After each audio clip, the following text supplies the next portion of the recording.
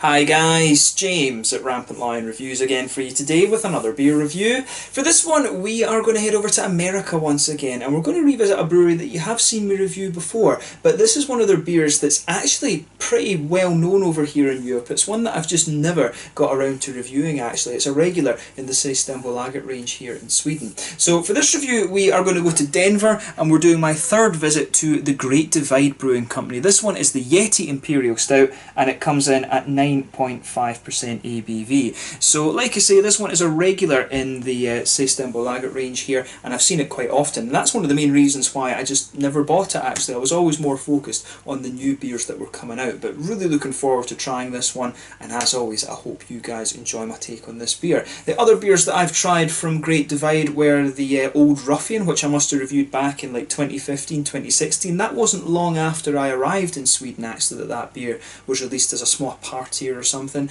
and I also reviewed the Claymore as well, and I found that one, if memory serves me correctly, in the Fierce Bar when I was in Aberdeen about a year ago actually. But yeah, looking forward to trying this one, so let's see how we get on with the beer. So yeah, as is usual with my reviews then, I'll tell you a little bit about the brewery. If you want to get straight to the tasting, just fast forward. All the usual links are in the description below. That's the brewery website, the link to my other reviews that I've done from Great Divide Brewing Company before. No doubt I will add some more in the fairly near future. There's all the usual social media. If you want to see more beer reviews, do please consider subscribing to the channel. The whole channel, of course, has a geography-based tagging system, so you can go into the homepage and search for beer based on country, city, state, county, prefecture, whatever it is you're interested in. Do check out the playlists of beers from different countries. There is one there for all the American beers that I've reviewed for you. That's constantly being added to, and as always, please do get in touch and let me know some of the other beers and breweries that you guys would like to see me review. It's always great to hear from you guys that are watching the videos, and the support that you show the channel is hugely appreciated. Since this is a Colorado beer as well, a big shout out to my friend Tabor, who lives in Boulder as well, and he gave me some of the other Colorado beers you saw me review quite recently. So anyway, to tell you a little bit about Great Divide Brewing then, on to my brewery notes. So Great Divide Brewing, as I mentioned earlier, are based in Denver in Colorado, and they were founded back in 1994 by Brian Dunn. So Brian had previously worked in developing countries and helped them establish farms during the late 1980s, but he returned to Colorado, began to study again at graduate school, and he began homebrewing during that time as well. But Brian said that he grew up in a family that really appreciated good food and drink, and upon his graduation in 1993 he decided to follow through with his hobby and turn to be a professional brewer. So he was aided by his friends and also a loan from the city of Denver, and the brewery officially opened in 1994 in the Ballpark neighbourhood of the city. In 2001 though, they moved to a new building which they bought themselves. This used to be a former dairy plant, and they also bought 5 acres of land in the River North neighbourhood for their next expansion, and this new facility opened later on in 2015, and they opened their barrel bar in July of that same year as well. But as of August 2019, they've produced over 400 different kinds of beer, and like I said, these guys are probably one of the better known Colorado craft breweries, at least over here in Europe. They were one of the first ones, I think, that really started exporting over here after the likes of Ska and Flying Dog were originally a Colorado brewery as well, and you've got Oscar Blues were one of the big ones that we started to get over here too. Like I said, you know, the big beer states for us over here in Europe originally were California, Colorado, and then Michigan came along a little bit later too, but now it's a lot more spread out with all the different beers that we're getting from the US, which is a good thing as well actually. But you do still have these kind of established breweries that have a very strong presence over here. But yeah, as I say, this is a beer that I just hadn't got around to reviewing yet, but it is one that I've heard is very, very good. I've never tasted this before actually. But yeah, that's all you really need to know about the brewery for the moment. If you want to learn a little bit more, you can check out the brewery website in the description below, and of course you can follow them on Facebook and Instagram and stuff like that as well. But let's get on to the actual tasting of this beer itself then. So I'll let you have a little look at the artwork before we open it up. There you go. Nicely presented, this one. You can get this beer in cans and apparently in kegs as well. I mean, I can't imagine having a keg of this at a party. That would be bloody dangerous. You know, it's 9.5%. But yeah, there you can see the little top label on this one, which is pretty cool. And you can also see the bottle cap on this one. The Great Divide Brewing Company. Great minds drink alike. A very good motto to have. It says on the side here, Yeti Imperial Stout is an onslaught of the senses. It starts with big roasty malt flavour that gives way to rich caramel and toffee notes. Yeti gets its bold hop character from an enormous quantity of American hops. It weighs in a hefty 75 IBUs. And this is actually one of their older beers. I mean, you can see that this first won a medal back in 2005. So this beer has been around about nearly 15 years now. So, and it's still going strong, which is good.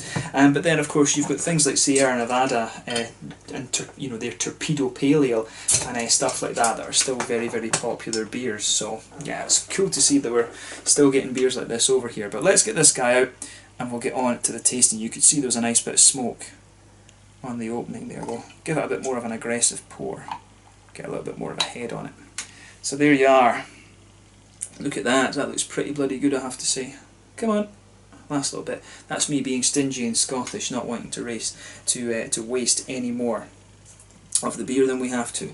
But yeah, as you can see, and as you would expect from a nice big Imperial Stout, this guy has poured a lovely dark ebony rosewood colour. There's one or two big bubbles sticking towards the side of the glass, a few little ones heading up towards the bottom of that head there, and if I shine the light through it, it doesn't even have like a kind of ruby edge to it or a Coca-Cola edge or anything like that. This one is actually pitch black pretty much. Coca-Cola, Coca-Cola black, Pepsi Max black, however you want to describe it. Black as night. But yeah, you can see there's a solid finger of a frothy, I would say fairly dark tan head on this one. It's not the darkest of tans that you're going to come across, but it really is pushing up towards that end of the spectrum. But I mean, overall, in terms of its appearance, you know, this is exactly as you would expect from an Imperial Stout. Nothing overly surprising about it in terms of appearance. So let's take a closer look at the aroma then and see how we get on. What I will say is that when you open this beer up, it does actually come across as being quite sweet, and I'm curious to see exactly what kind of Imperial Stout this. Will it be a roasty toasty Russian Imperial, or will it be one of the kind of sweeter Imperial Stouts that you'll come across? Ooh, that smells really nice. And I'm going to say straight away, I think there's some Williamette in here. I would not be surprised if Williamette is in here. Yeah, I'm pretty certain there's a bit of Williamette in here, along with a few other things. Probably a little bit of Cascade or something too. Yeah, this one, the aroma of this actually, if I'm straight up, I would maybe smell this beer and think that it's a black IPA. I mean, it's got, for me, the point that this has been at, and it says it's best before 26th of December 2019, and I'm really not sure how long that would have been sitting in the Systembolaget shop, and I would guess a beer like this, I don't know if they would say it has a shelf life of 1 year, but you can, obviously with a dark beer like this, you can age it for considerably longer than that. I'm not sure if they would have got this beer and it's been sitting in the shop around 6 months or something, which isn't a bad thing for Imperial Stout, as I said, but I'm really not sure when they would have bottled this. But at the stage it's at, which I suspect is either 6 months or 18 months, I would perhaps even suspect that this beer is a black IPA if I was smelling this blindly, because there is a good hoppy presence to this. Yeah, I would probably suspect this is a black IPA. A really interesting point that to make. But yeah, on the malty side of things, we'll start with the malts. When you sugar this beer up, you get a nice roasty toasty malt base to this one. There's definitely a little bit of a high cocoa chocolate in there as well, you know, an 80-90% cocoa chocolate. It is a little bit charred, I would say, as well. There's a nice sort of toasty charred brown sugar in there as well. I'm not getting too much sweetness out of this beer in terms of aroma on brown sugar. You can pick up a little bit of it, but to me it comes across, the brown sugars in this beer really come across as being more roasty and toasty. And there's nothing wrong with that, of course. But yeah, as I say, high cocoa chocolate, a little bit charred, roasty black malts. There's maybe a little bit of a nutty quality to this beer as well, which kind of suits it as well. Maybe a little bit of a woody character also. Yeah, nice woody character to this one. You really have to take it in a little bit deep though to get that out of it. But yeah, it's quite straightforward in its malt base, this one. It's not the most complex Imperial Stout that I've come across, so I think this beer might be a little bit of a kind of straight shooter, if you like. It's not going to do anything particularly surprising with the style. I think it's just going to be one of these ones that's, you know, very well crafted, which isn't surprising. But I mean, if this beer was created back in 2005, obviously the style has evolved a hell of a lot since then. So this will be more of a kind of classic Imperial Stout, like, I was going to say, is it No, it's not Narwhal, that's the Sierra Nevada Imperial Stout. The name of their one's gone right out. No, it is. I think it is the Narwhal. Yeah. So keep that in mind actually. This one might be one of these really old school Imperial Stouts from the States, which is really nice actually. But in terms of the hoppy side of the beer then, you can definitely pick up some nice earthiness out of it. There is a little bit of a floral aromaticity to the beer, definitely getting some of that out of it, and some nice grassiness as well. But to me mainly a kind of floral note, and almost slightly spicy as well. But there's a nice juicy red fruity quality in there. It's almost at the point where it's kind of phenolic, there is almost a little bit of that kind of cough medicine-y type quality there, but mainly the fruit for me. There's a little bit of a juicy figgy quality, a little bit of a berry sharpness in there, and there's also a touch of a kind of there's definitely also a little bit of a blackcurrant blackberry quality to this one. It reminds me a little bit of Ribena, to be honest with you, the fruity notes in this beer. But I mean, overall, in terms of its aroma, this Imperial Stout comes across as being a bit of a straight shooter. But it's nice how everything goes together. As I mentioned earlier, if I was blind smelling that, I might suspect that it is an Imperial, that it was maybe an Imperial black IPA rather than just a regular black IPA, because it really leans towards that kind of toasty side of the spectrum, toasty and hoppy side of the spectrum, this one in terms of an Imperial Stout. But let's have a taste of this one then and see how we get on. As I always say, take a bit of time and enjoy the aroma before you taste the beer, but let's see how we get on with this one. This one is the Yeti, an Imperial Stout coming in at 9.5% from Great Divide Brewing Company in Denver in Colorado. Let's get stuck in. Slàinte, skål.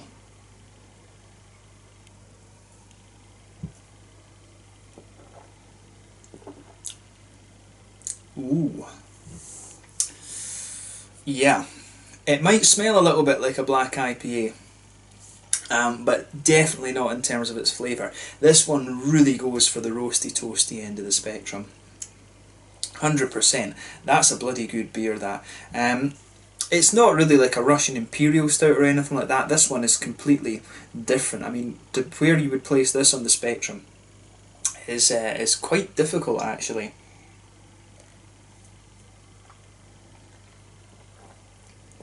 And this beer, on your palate, this makes a hell of a transition.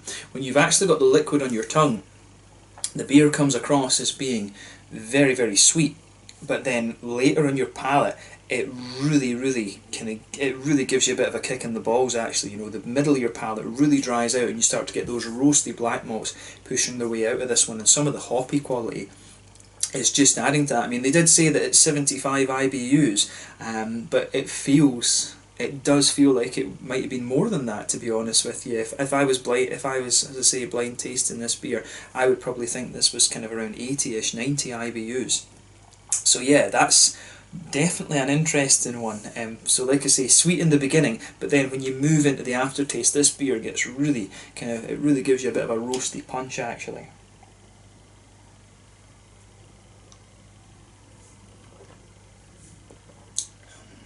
Yeah.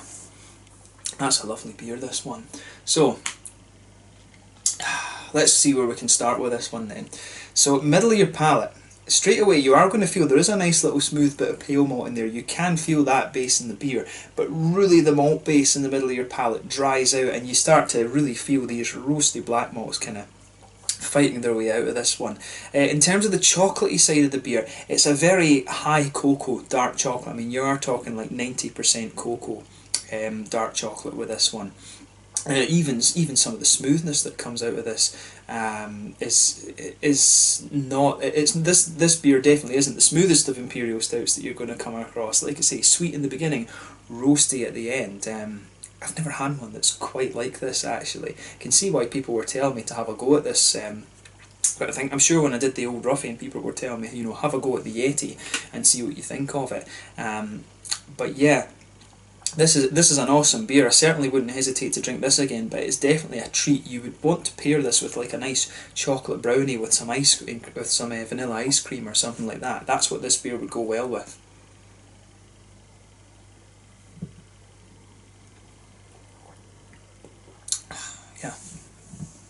So yeah, these fruit flies, these little teeny fruit flies going around in my room just because it's summer. It's really annoying. And they seem to like beer. I can't blame them for that, but they are annoying. But yeah, as I say, nice roasty toasty, high cocoa chocolate in this one. There's a little bit of brown sugar right in the middle of the palate, but that kind of disappears quite quickly and it's really replaced by those roasty toasty black malts. There's a little bit of a nutty quality in there as well that comes out of this one. There maybe are some kind of woody notes in the aftertaste with this beer as well, but I mean overall this beer really is leaning towards that roasty toasty note of the spectrum. On the sides of your palate then, onto the hoppy side of the beer, back corners of the tongue, very earthy and roasted. I do suspect there's a good bit of Williamette in there. I wouldn't be surprised if there's maybe a little bit of Chinook or something, because I think probably I would say maybe a little bit of Chinook and Columbus. Williamette, Chinook and Columbus would make sense with this. There might be Summit's the other one that maybe comes to mind. I wouldn't be surprised if it's some kind of combination in this beer like that, but the earthiness in this beer is almost English actually, and I mean it's not ashy enough to be something like English Fugel hops, which are well known for being used in big imperial stouts like this, particularly Russian imperial stouts, but the earthiness in this one is really quite dark actually, so I do like how that goes together, and that builds a good bridge between the roasty black malts and the hoppy side of the beer. As you come further forward along the side of the palate, you really get a nice bit of a spicy floral aromaticity out of the beer. That makes me think Columbus is in there, the way that spicy note comes out, and then round the very front curve of the palate it's a little bit lighter and more grassy in my opinion.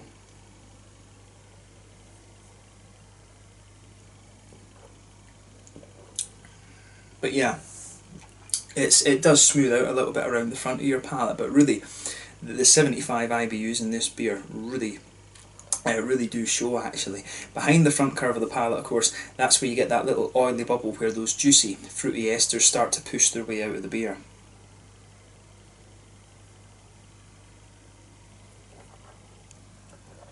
And for me, yeah, this one, it's really mainly a blackberry and blackcurrant. There might be a little touch of a figgy juiciness in there as well, and it also has a little touch of like a raisiny sharpness. There is a little bit of a sharpness to this one, so I would say raisiny sharpness, juicy figs, and then the further you go into the aftertaste, it's more blackcurrant and blackberries that are coming out of this one, which I think are, these are classic signs of the Williamette hop. But I wouldn't be surprised if there's a little bit of Chinook or Cascade could be the other one, to be honest with you, but I'm really starting to get more and more of those spicy floral aromatic notes, and the way it's coming out, it's almost resinous, so I wouldn't be surprised if it is Chinook they're using this one. Williamette and Chinook, and maybe a bit of Columbus also, are probably giving this beer the IBUs that it has. But overall, it's a nice beer, this one. Like I was suspecting it would be from the aroma, it's pretty much a straight shooter. This is not the most complex imperial stout that you're going to come across, but it's just really well crafted.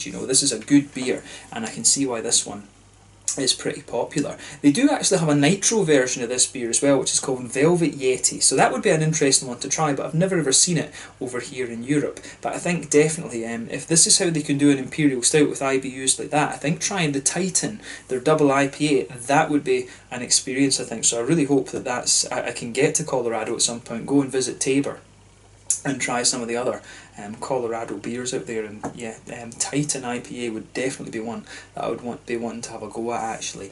So yeah, in terms of the mouthfeel of this one then,